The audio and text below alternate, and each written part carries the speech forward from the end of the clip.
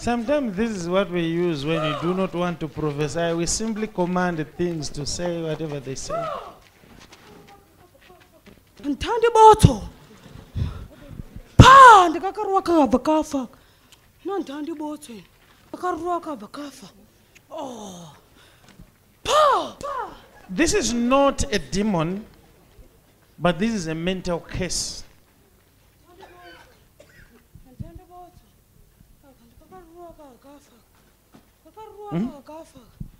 Yeah, it's a mental case.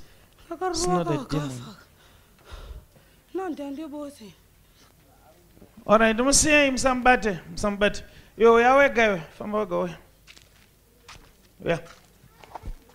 Fugama. Sumuka.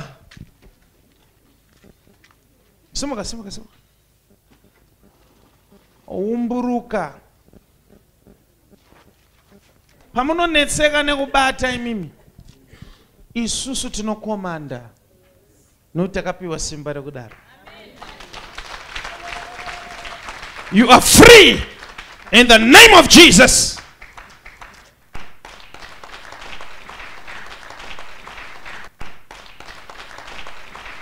I want you to see the mystery of this.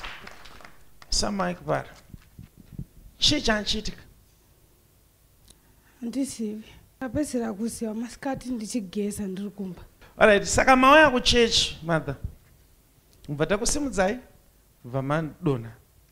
Ndosikuitika. Nditika? Yeah. Mumuri menyu imi baba venyu imi vakarova mai vavo. Hongu prophet. Ndokuva baba vanzi vatande botso ndo pavaramba. Chokwadi prophet vakaramba kutanda botso. But vanakomana vese vemumba mavo vakafa asi vakaurayiwa nenyaya. Chokwadi prophet.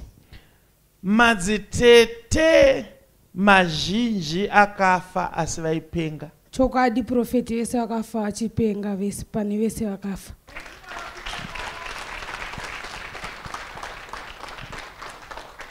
Zvandaita ndangoactivator zvachifanira kuitika pauri in the next 1.5 years. Ungofanira kutanga wokupenga. Maita basa prophet ndotenda munhu waMwari. Ungofanira kutanga mandibatsira prophet.